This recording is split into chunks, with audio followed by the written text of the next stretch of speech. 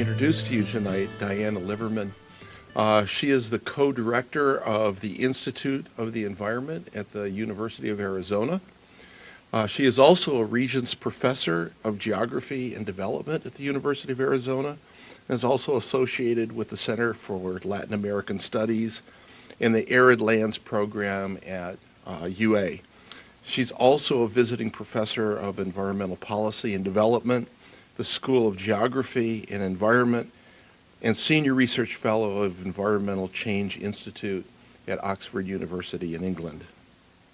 Her education is primarily in geography from the University College of London, University of Toronto, PhD from UCLA, and she was fortunate enough to be at the National Center for Atmospheric Research at the University of Colorado shortly after her PhD. Her research interests are in climate impacts, vulnerability, and adaptation, Earth systems, environmental and climate governance, and very interestingly, art and the environment. And so please help me welcome Diana as she speaks to us this evening.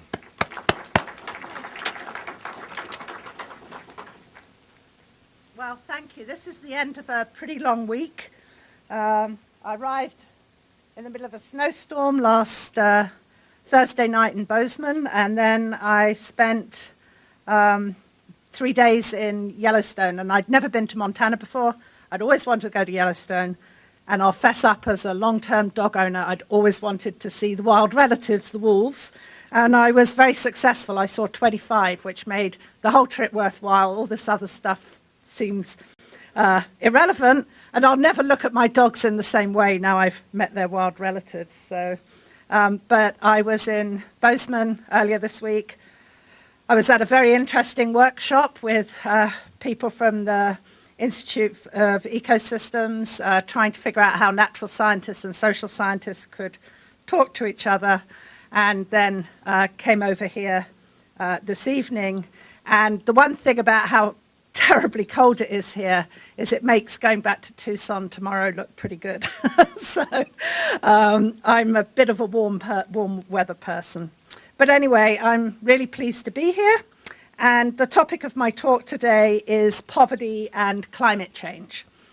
And you might expect me to talk mostly about how the poor people in the developing world are suffering from natural disasters and a warming climate. But I'm going to talk a little bit about poverty and climate issues in the United States. And I'm not just talking about future climate change, I'm talking about what's happening right now or over the last few years. But the other thing I want to talk about is how some of the climate policies that are being developed, both in the US and in the developing world, are affecting the poor. And so one of the sort of bits of my talk where I'll talk about the research of myself and my students quite a bit is talking about some of the research I've done on carbon offsetting projects. I'll talk through the debates about that, but we've been looking at whether those are beneficial or not, both to the atmosphere and to the communities in the developing world. And then I'll talk a little bit, if I have time, about adaptation policies and some of the concerns I have about the way we're putting new adaptation projects into the developing world. So we were joking yesterday, I think it was, with Katrina about economics talks where people interrupt after the first slide. So like an economist, I'm going to put my conclusions right up on the first slide about what I'm going to argue and then try to give you the evidence. So I will talk about how there are millions of people who are at risk from climate extremes and climate change, and the work that I've done over the last 25 years documenting how it's usually the poor and the marginal who are most affected, even if they're living in the same environment as the wealthy. I'm also going to, the thing that you might be more surprised by is that I'm going to make an argument that trends in development around the world are actually reducing socioeconomic climate vulnerability, even though at the same time we're increasing the biophysical risks from climate change as the world warms. And then I'll try and link all of these positive trends in development back to climate change by talking about what those mean for greenhouse gas emissions, because the better off people are at the moment, the more greenhouse gases they emit. I'll talk a little bit about the world's major development organizations and how concerned they're getting about climate issues, because they're worried it's going to undermine decades of development investments. I will make some arguments that these carbon offset projects can be beneficial, but can also create quite deep inequalities in the communities where they're put. And then I'm going to end by raising some questions about what I call the triple wins. Can we develop responses to climate variability and climate change that both reduce emissions and help people adapt and alleviate poverty? So those would be the triple wins that many of the development organizations are thinking about. So I don't expect you to look at the detail at all on this slide. It's just a whole mishmash of all of the reports that came out last year about the tremendous costs of climate extremes during the last year. And this ranges from estimates of the cost of Hurricane Haiyan in the Philippines to the costs of drought, fire and floods across the United States. And the insurance companies estimate that there was more than 125 billion in losses across the world last year. About 40 billion of those were in the United States. And of course, those losses are partly because property is valued more and there are more people living in hazardous zones. But there are also increasing evidence that some of these climate extremes might be linked to anthropogenic global warming. And much of that reported loss is loss of property owned by better off people. And quite often in those losses, it's not really including the costs, the human costs to the poor of climate extremes. And if we just look at the bottom one here, we're hearing a lot about what's happening in California over the last couple of weeks. They've got a really intense drought. The snowpack's only 20% of normal. They've declared a drought emergency.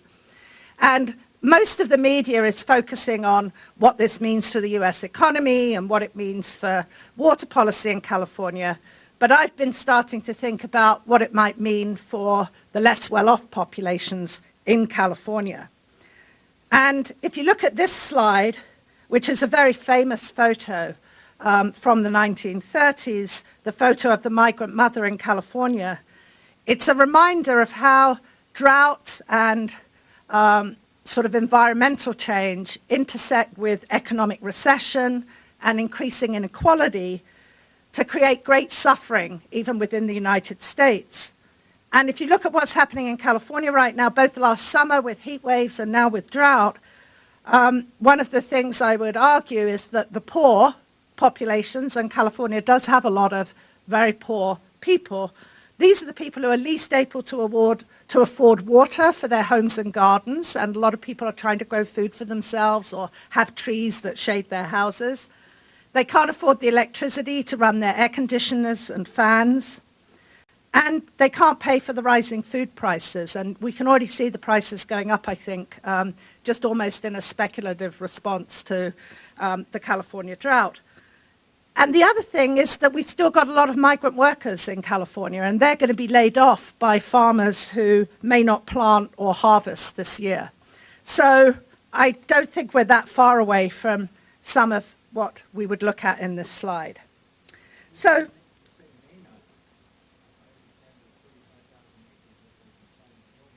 yes, yeah. No, they're already taking land out of production.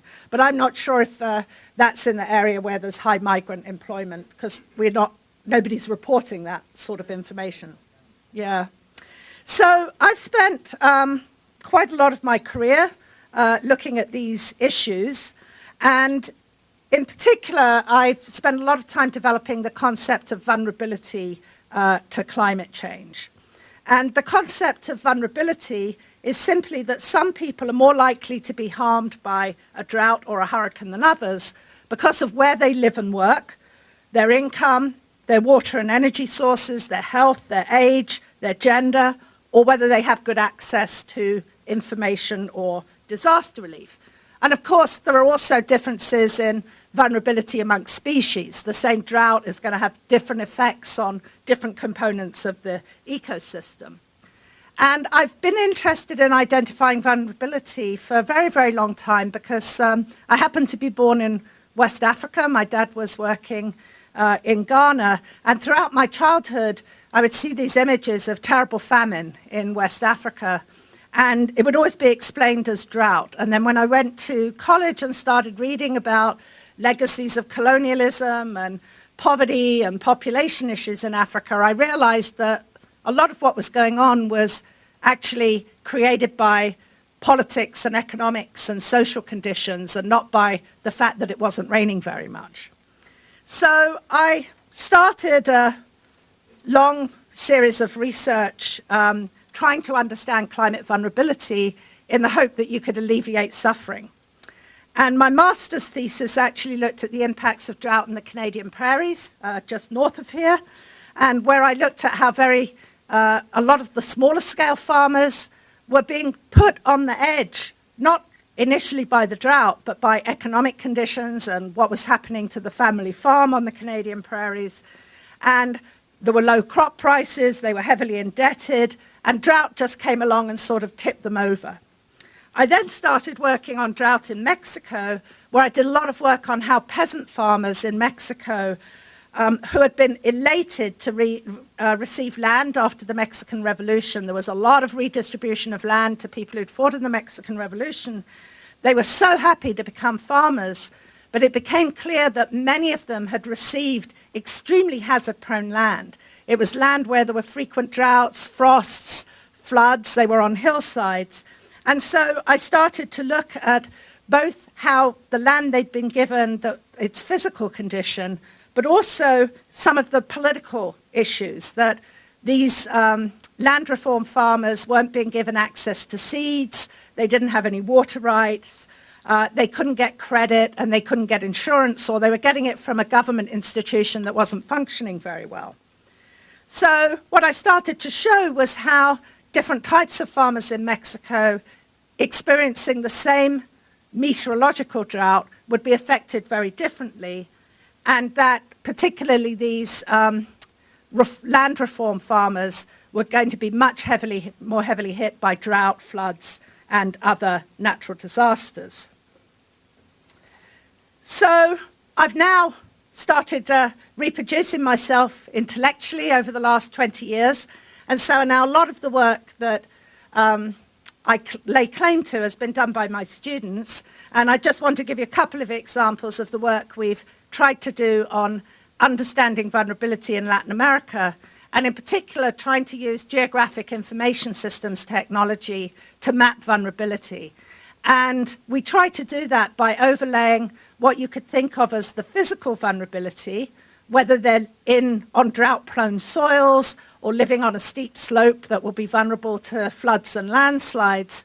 But then we also look at the socioeconomic characteristics of the people, the structure of their houses, all of these things that have very little to do with the physical environment itself and much more to do with technology and society. So this is the work of Erika Trudeau. She's worked in Peru to develop maps of vulnerability to drought and floods associated with El Nino. So this is about climate variability. And what was interesting about her work is that she didn't develop the indicators just on her own. She worked with people in the communities to help them define what they thought the indicators of vulnerability might be. So she was using indigenous knowledge as well as her own expertise. And she combined this with work on the improved skill of forecasting El Nino, and she was able to use this and to share the maps that she developed with disaster planners and with the government to try to help them plan more to reduce losses.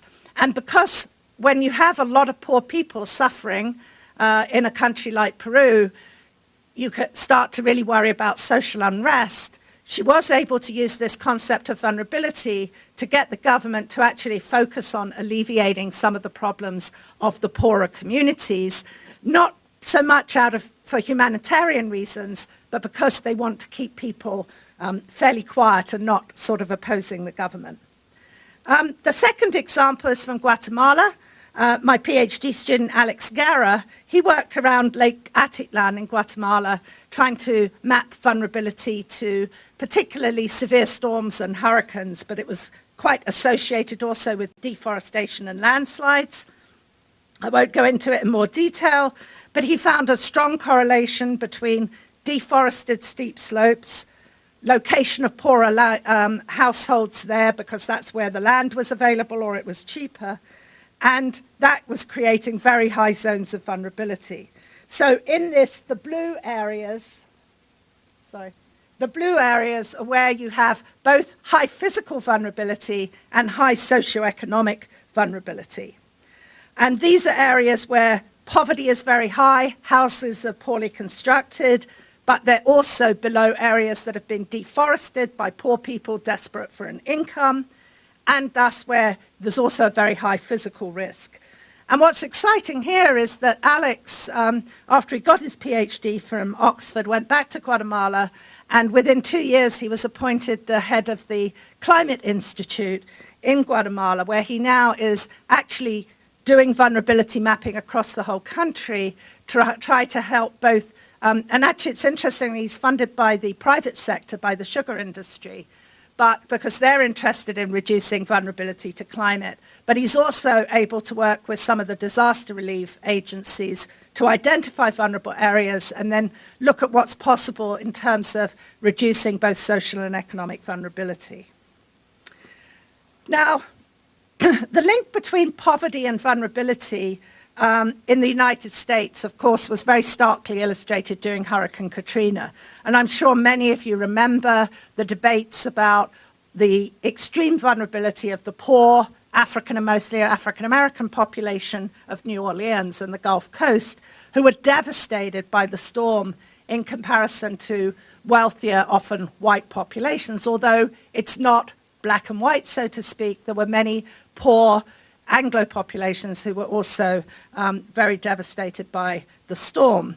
And numerous studies, some of them I've put up here, have documented this as a case of climate injustice, where the poor in the United States are disproportionately vulnerable to natural disasters, not only because they live in cheap land use, low-lying areas, but because they don't receive warnings, there wasn't any public transport to get them out of the area, and they had very few resources to recover and rebuild. And we're just starting to find out about diversion of funds from both Katrina relief and Sandy relief away from the poor populations that needed it. There are people doing mapping of vulnerability in the US. One group is the geographers at University of South Carolina that have come up with maps of vulnerability across the Southeast. And here again, they're working on this concept of combining biophysical variables and socioeconomic variables. So on this map, the areas of high vulnerability are in darker green, and they're using sort of census and county level statistics to do this. These areas in dark green are where race, ethnicity, poverty, age, and disability are all increasing people's vulnerability to natural disaster and the losses. And what they have demonstrated through statistical analysis is the vulnerability is especially high where there are many poor African American and Hispanic populations. But some of their recent research, which is really interesting, that's showing as incomes increase for some of these groups, they really are becoming less vulnerable, partly because they start to purchase insurance, which some of the poorest people do not do. So we've been starting to work on poverty and climate in the Southwest, focusing on Arizona and New Mexico, and that's within the NOAA-funded Southwest Climate Assessment, where we've actually spent 15 years focusing on big companies and the big economic sectors and the resource management agencies, and hadn't really looked at what was happening in our own community. Arizona and New Mexico are two of the poorest states in our country. 20% of the population is defined as poor, compared to 16% national average, and I think actually Montana's a bit wealthier even than the average. We've got very high proportions of Latino and American Indian residents. Half of our state in Arizona is on tribal lands. They've got very high levels of food insecurity, and there's much lower levels of insurance coverage than most parts of the US. So we have an ongoing project where now we're working with social welfare agencies to try to understand how climate extremes are affecting the poor in the Southwest. And particularly last summer, June had, the whole of June was above 100 degrees Fahrenheit in Tucson. And we were able to see very serious impacts on some of the poorer, the elderly populations in the city of Tucson, and start to associate that, for example, with the fact that people don't have trees to cool their houses, partly from the land use planning, but also because they don't have the technologies to use rainwater harvesting to water the trees or to pay for the water to water the trees. They also can't afford to run air conditioning when you have 30 days of those temperatures, and the scenarios for climate change in Tucson would give us at least another, we've already warmed by almost 2 degrees Fahrenheit, and for every extra degree, that's another hit on the poor populations trying to cool their houses. And I'm not going to read these quotes out, they speak for themselves. These are from talking to the welfare agencies where they talk about the poor neighborhoods not having trees, where the elderly can't afford to air condition, and also how bad it was when those energy bills hit. And I even remember sticker shock when I got my June air conditioning bill, and I could afford to pay it. It really made me think a lot about what was happening to other people. But we also, the welfare agency said they don't really always know where the most vulnerable people are, because a lot of it's defined by food stamps, whereas in terms of things like heat waves, you actually want to know what sorts of house construction people have, what sorts of air conditioning they have, whether they have insulation, all of those sorts of things. And the other group that we identified as very vulnerable are the people who work outside, the farm workers, the construction workers, and the yard workers, because even though they're tough, they're out there, when it gets to these high temperatures above 110, they are really suffering heat stress. And a lot of them, you're supposed to only work in the mornings, but they're so desperate for money during the recession that they're working during the heat of the day. And then we've also been working with the tribal groups in Arizona, with tribal resource management agencies. They, of course, have had sustained drought on the Navajo reservation. They're also starting to get higher temperatures, even though they're in northern Arizona and nobody's got air conditioning. Often they don't have electricity, they don't have irrigation. And so we've been working in collaboration with the Native American tribes to try to think about how to both map vulnerability and reduce it. And one of the problems there is they have crops that are actually pretty well adapted to the last, 200 years of climate in the Southwest, but some of their traditional crops that they were hoping would be better adapted, it looks maybe they'll reach the limits of what they can do with traditional crops, and so that because of the high temperatures, so they're trying to figure out what to do. Also, they're worried about the livestock with the heat waves that we've been getting, but this is mostly collaborative drought planning. So I'm not going to talk about this in detail, it's just to really upscale this analysis. There are now a whole bunch of people producing global vulnerability maps. And even though I'm someone that's done a lot to develop the idea of socioeconomic vulnerability, I'm extremely critical of these sorts of global indicator maps. The data is quite poor. The level of aggregation is heroic. And I don't really think you can define Brazil as a vulnerable or not vulnerable country, because it's an enormous country. It's highly diverse. You really have to go down to a much more local level in order to do vulnerability mapping. This one also, you can't figure out what's going on. It does show areas in red that are considered highly vulnerable, countries like Bangladesh, for example, or the Philippines. But this map includes 42 different indicators, many of which are correlated with each other, so they're not independent. They include things like sea level rise, population patterns, natural resources, agricultural dependency. But I'm not really sure if this is a map that you can operationally use for any sorts of analysis. So moving ahead quickly, just to talk about, if you add all this up, and people have tried to do this, the Intergovernmental Panel on Climate Change has tried to look at what would happen if you extrapolate patterns of vulnerability into the future, and if you overlay upon those extrapolations of socioeconomic vulnerability, if you put on top of that the forecasts of which areas of the world are going to become warmer and drier, what will happen to crop production, they made this rather heroic estimate of what this would mean for the most vulnerable populations in the world. And so this particular diagram is one that estimates what would happen at 2-degree warming globally. This is 2 degrees centigrade. And this particular study by Martin Parry et al. Estimated that you'd have 250 million extra people who would be at risk from malaria, 50 million from hunger, and 3 billion from water shortages. But what they don't talk about is, of course, these sorts of indicators are mostly people who are poor, because the better off can afford the vaccinations, they can buy the food, they can buy the water if they need to. So when you look at these graphs and you think about a global population, you have to think that this is the bottom billion who is being affected, and we may be looking at the bottom 2 billion people who don't have the resources to cope. So that's a pretty depressing scenario.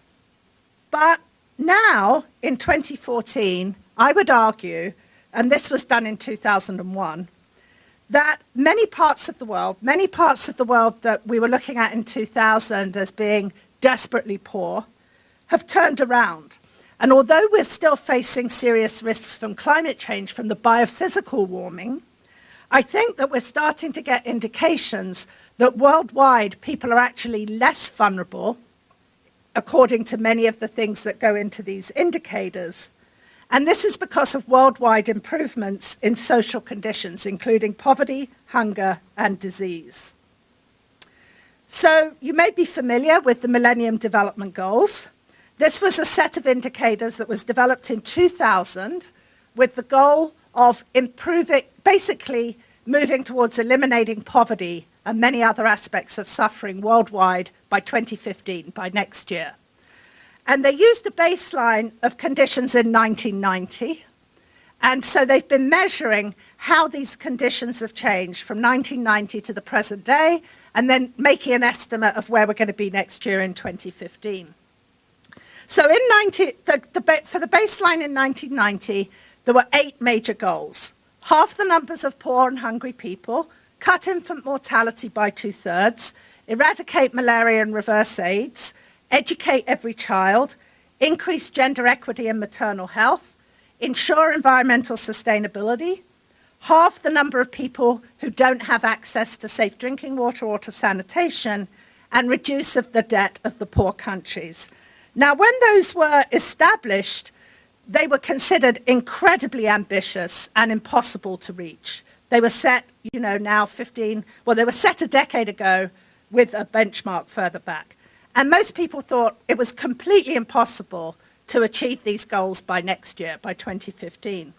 But to many people's surprise, and actually including mine, we've already met some of the goals 5 years earlier than we anticipated, with especially rapid improvements in parts of Africa. So I'm just going to show you some of what many people think is very good news. Now, I'm a social scientist, so I could tear these indicators apart and criticize them, but even though they might not be perfect, they definitely show that something good has happened around the world. So this graph is what's happened to the number of people in poverty. These are people who earn under $1.25 a day. And the number of people living in extreme poverty has dropped by more than half from 1990 to 2010, from 47% to 22%. And that means more than 1 billion people by this indicator are now living better than they did in 1990. And what you can see is that we met the Millennium Development Goal in 2010, 5 years before 2015. The second one is the indicator for safe water and sanitation, blue being safe water and brown being sanitation. That's sort of the clever use of color associated with those variables. And what you can see here is that, again, we cut the number of people without safe water way ahead of when we expected to. We've reduced the number of people by more than half who don't have safe drinking water, and we're also on track to meet the goal for giving people access to sanitation. So again, a really pretty incredible improvement in conditions around the world. Hunger is one I could spend a lot of time critiquing, but because especially in 2009 and 2011, it looked like food prices were going up, and that would stop us reaching the Millennium Development Goal. But at the moment now, we are thinking that we're on track to meet the 2015 Millennium Development Goal. 1990, 20%, 1/5 of the world was hungry. By 2010, this had dropped by half, or almost half, to 12%. And again, people think we'll probably meet the Millennium Development Goal. The next one is child mortality. And for most of us, the death of a child is unbearably sad. If it's even someone across on the other side of the world, everybody understands the tragedy of losing a child. In 1990, almost 10% of children died before the age of 5. That was 100 in every 1,000 that were born. In 1990, it was 90 in every 1,000 that were born died before the age of 5. The Millennium Development Goal was to reduce this to less than 30 per 1,000 in 2015. And we are on track to reach this. We've already halved the child death rate, and we are on track to reduce infant mortality to 30 per 1,000 from 90 per 1,000 by 2015. And I've done this is very sort of crass linear extrapolation, but it's trying to just demonstrate to you all of this good news, all of these good changes that have gone on around the world. Now, there are several factors that explain these improvements. It includes the reduction of conflict, the end of war in places like Sierra Leone and Liberia and Rwanda, immunization programs. We can give a lot of thanks to people like Bill Gates and USAID, HIV/AIDS treatment, education, and this higher crop yields through agricultural research and people in country working to increase things. But one of the biggest things that helped was the forgiveness of debt.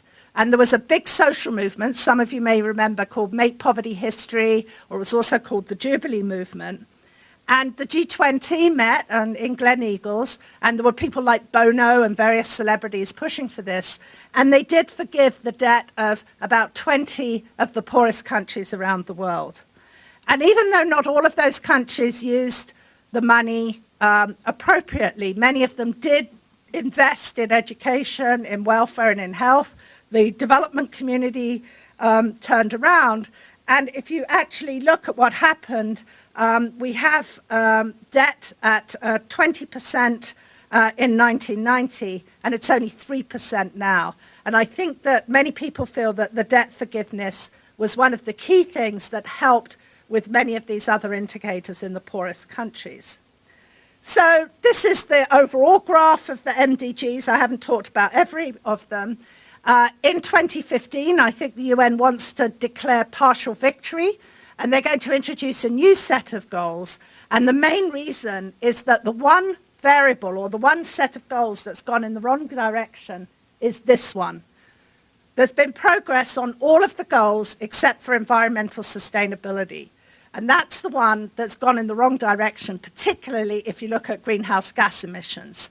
Because what we see, and I've got the more detailed graph in a minute, is that the developing world has doubled its greenhouse gas emissions since 1990.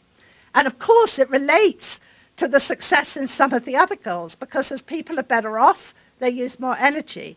And so what's happening is that all of this good news in development is sort of ironically making the climate change problem worse. So what's happened is at the same time as the world is getting warmer, we've reduced vulnerability by reducing all these poverty indicators, but now we're getting more emissions, which is going to increase the risk of climate change. So we've got this complex, I think what we were talking about the last few days is a complex global socio-ecological system that is doing this. The one other thing that's always been important in the numbers of people who are vulnerable is, of course, population and population growth.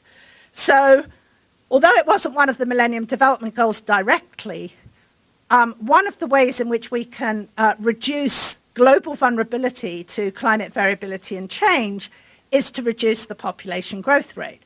And in 1990 and earlier, world population was growing very fast. When I was a student, we were talking about exponential population growth rate, and people were very concerned. But if we look at what's happened to global population growth, this has changed more dramatically almost than any other global driving force. What's happened is that the fertility rate, the number of children that each woman will have in her lifetime, has dropped, I think, faster than anybody expected. We have, this is a longer term graph.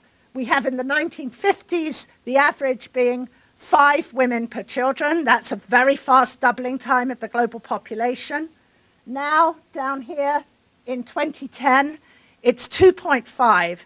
And in countries like Mexico, the fertility rate has dropped from 6 to 4 to 2 in each generation. And there are many reasons for that. It mostly has to do with the status of women and the education of women. But what's good news here is that we actually just need to maintain the policies we have right now. Educating women, we've got urbanization, which is giving them jobs, and we need to maintain access to contraceptives. But given that, women are choosing, along with their partners, though not always, to have many less children so that they can live a better life and so their children can live a better life.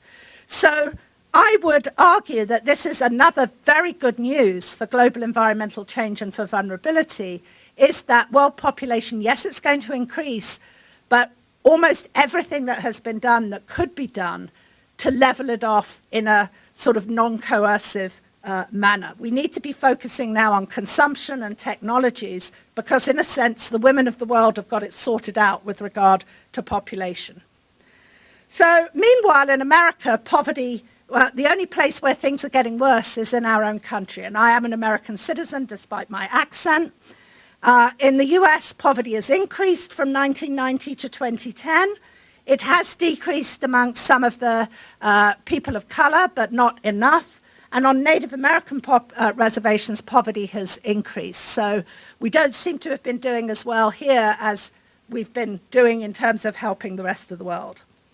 So I'm going to speed up a bit here because I now want to turn to a little bit more of the detailed research on climate and development.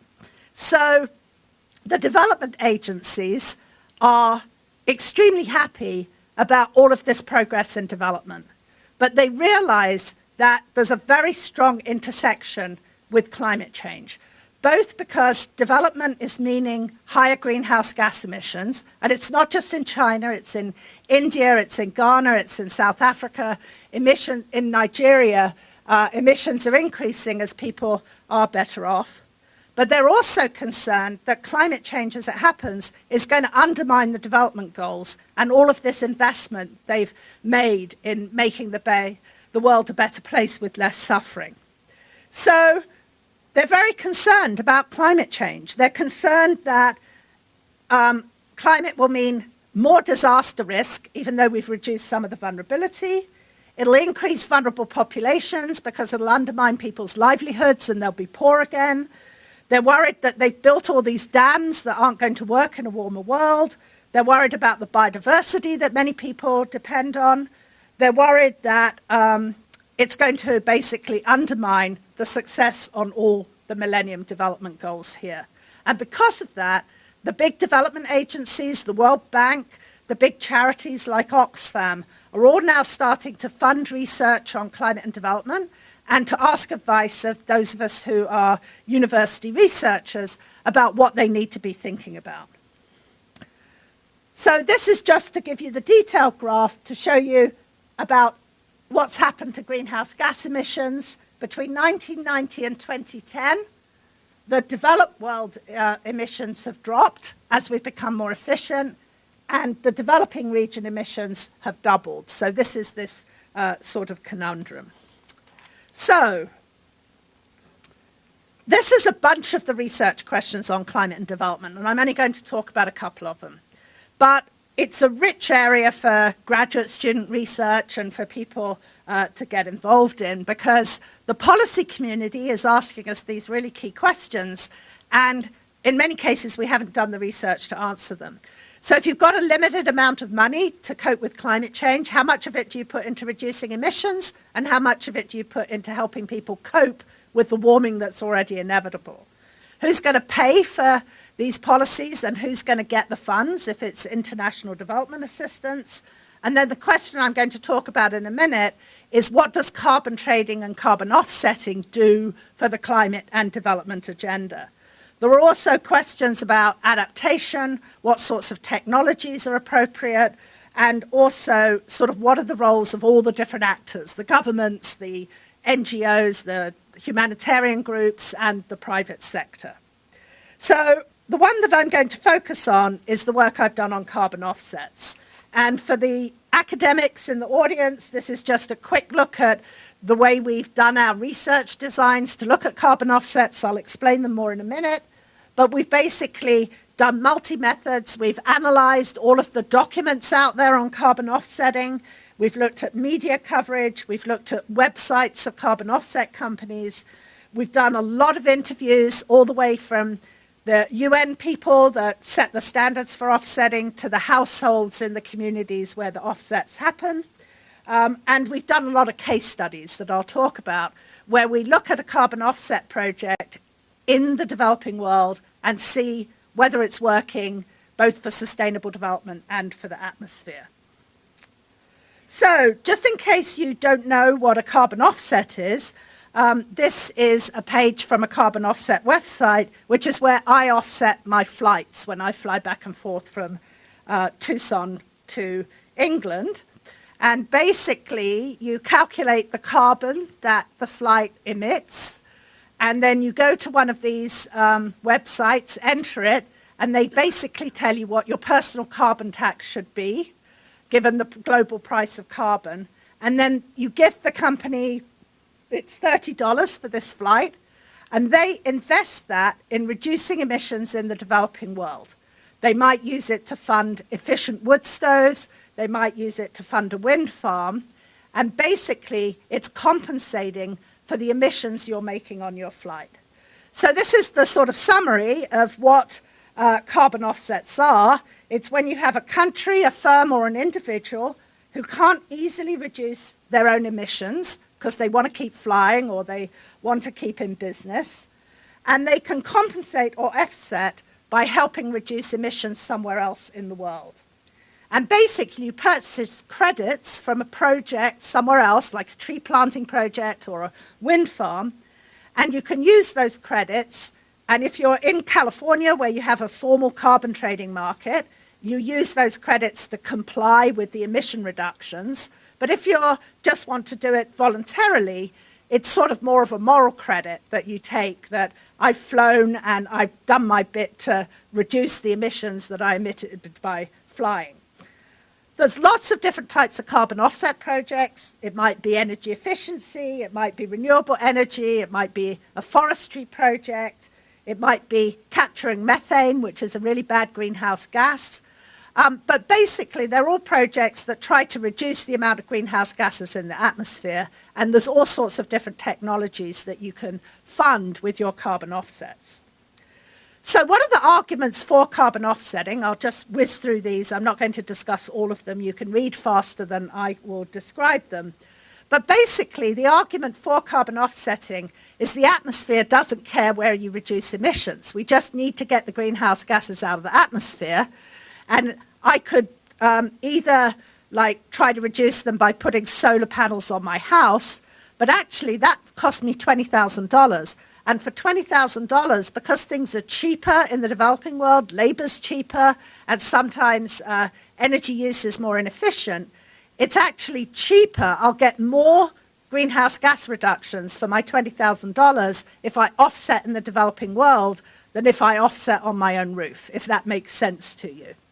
So the argument is that the fastest and cheapest way to reduce emissions or to compensate for emissions is to do it in the developing world rather than on a farm down the road in Montana, for example, more locally.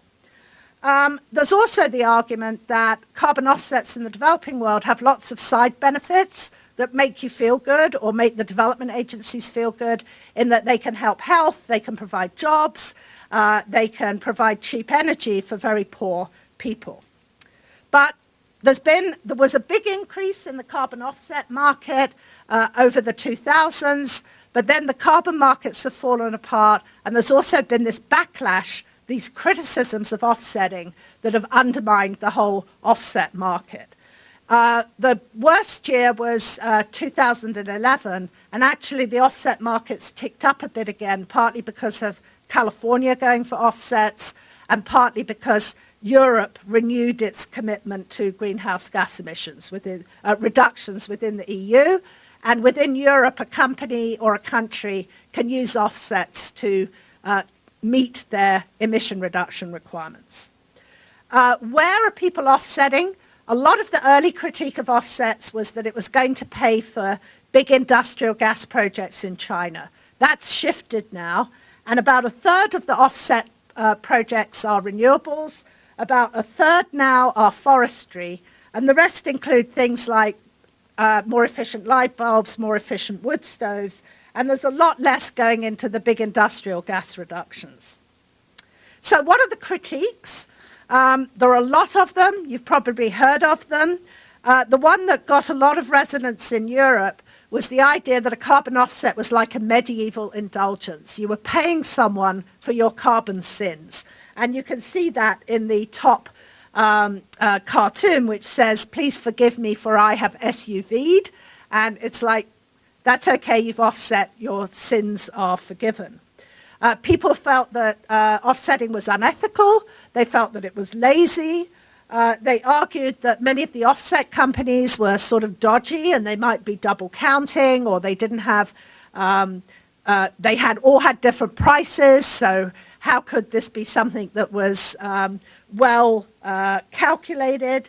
There were arguments that people were skimming off all of the benefits of you paying for your offsets, so the local community didn't get any of the money.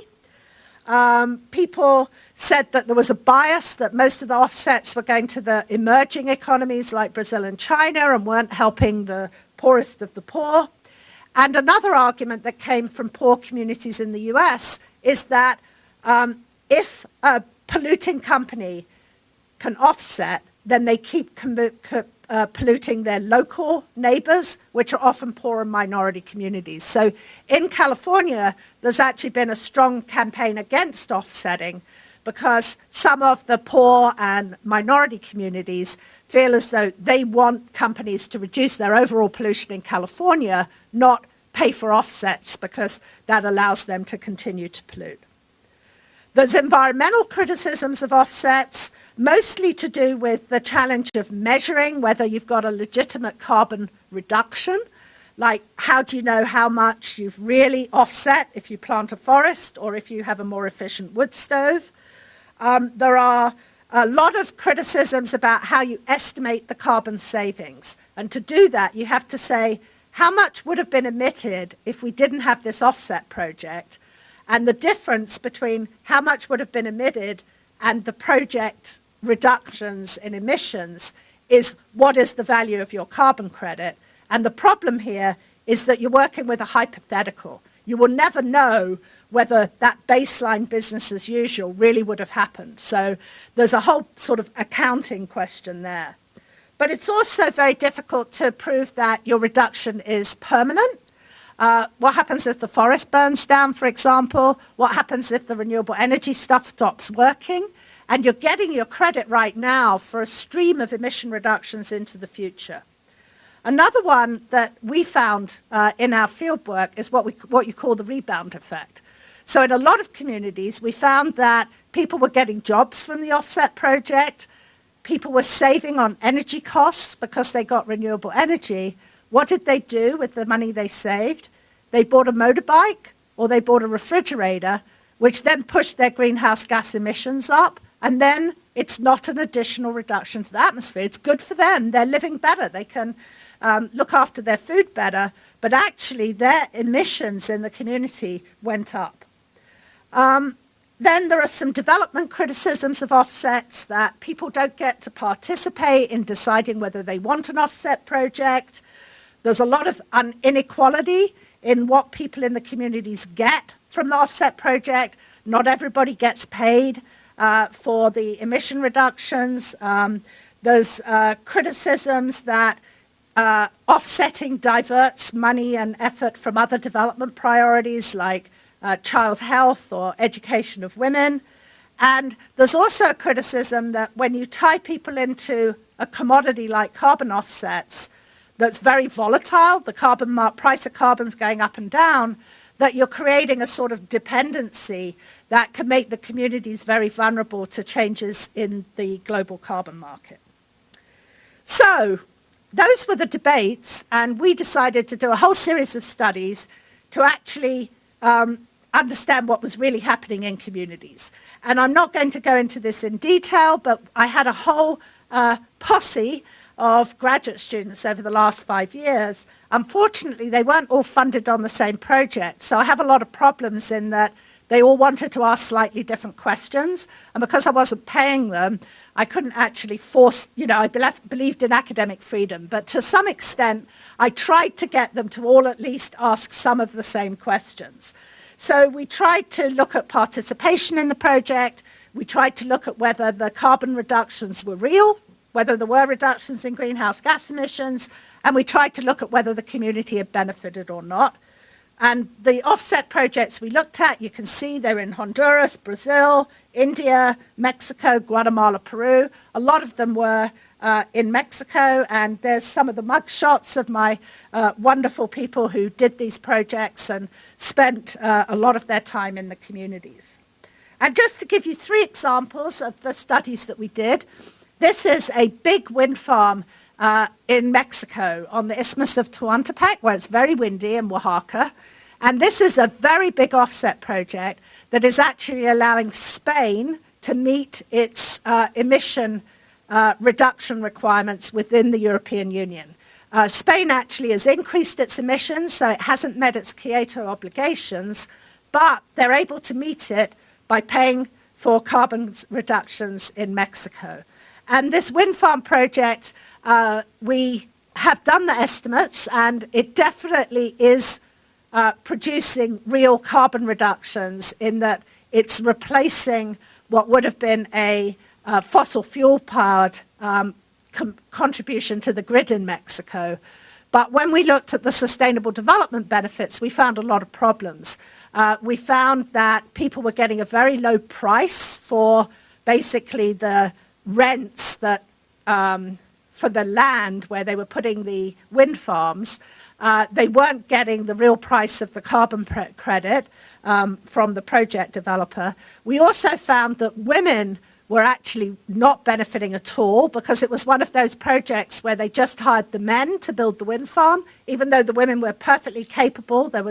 They just were hiring men, and the men, we were told by the women, were drinking most of the money and not putting it into benefits for the community. And all the women got was, as they put it, a silly craft project that the company established to try and provide some benefits to the women. And also women in the community didn't have land rights, so they weren't able to benefit either. So we did the estimate of the carbon reductions using technical criteria, but then we did surveys looking at who benefited, what people thought about the project. One of the things we found is that nobody knew that it was a carbon project, a carbon market project. They just thought it was some weird development project.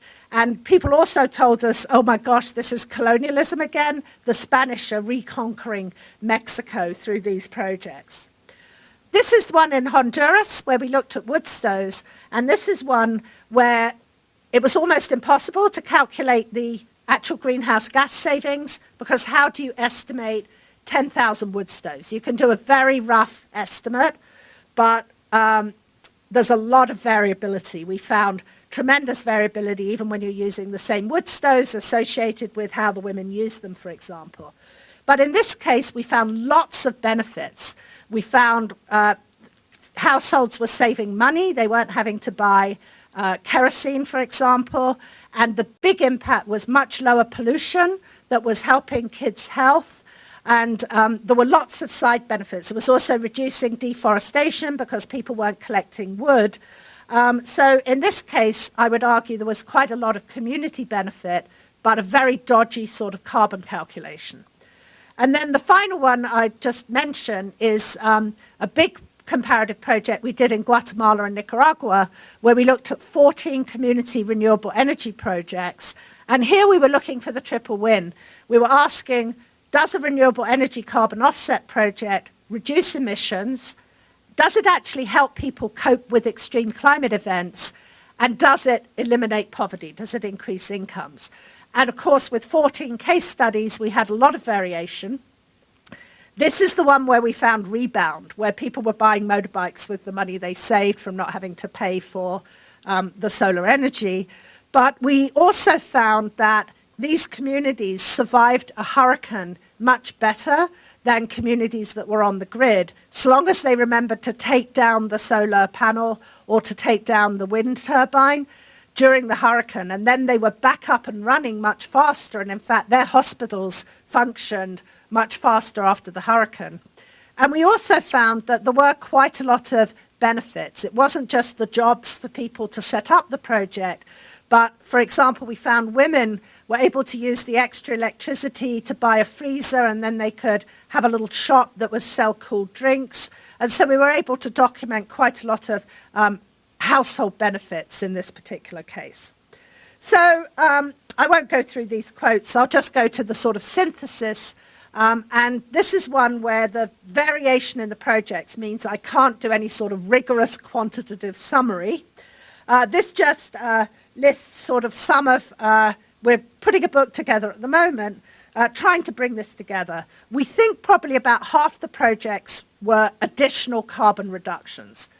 About half of them really weren't providing any extra benefit to the atmosphere because of Rebound, because the projects would have happened anyway, even without the carbon offset money. We did find leakage where a forest protection in one place meant that there was more deforestation in another place. We found lots of problems with monitoring and verification, which can undermine the carbon markets. But we also found mixed on the sustainable development benefits. Many people weren't consulted. Hardly anybody knew it was a carbon market project. There was a lot of unequal distribution of benefits within the community that sometimes created conflict. People didn't like the feeling that they were being monitored by some sort of international agency. We get that in the US too, like nobody likes the UN black helicopters. And we also found great variation depending on what the offset technology was, how the community was governed, and we also found it really depended on which company, private company, developed the project, and in some case, which country or individual was buying the offset, because in some cases, they required rigor that meant that the offset project was more carefully run. So my conclusion, I think here, but I still am working on pulling it together, is that polarized debate about offsetting, of course, it's much more nuanced.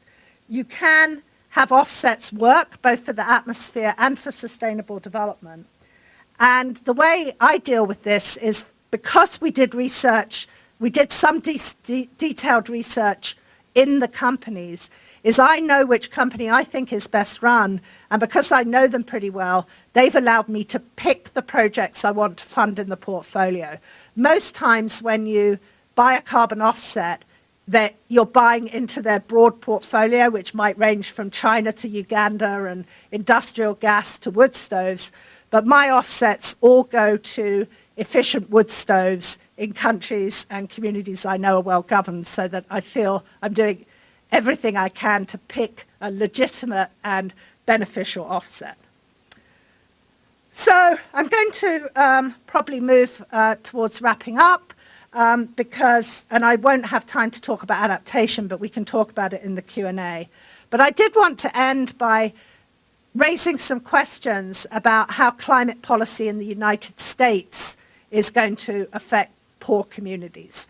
So the offset work shows you how a climate policy that allows offsetting or encourages offsetting can affect low-income communities in the developing world.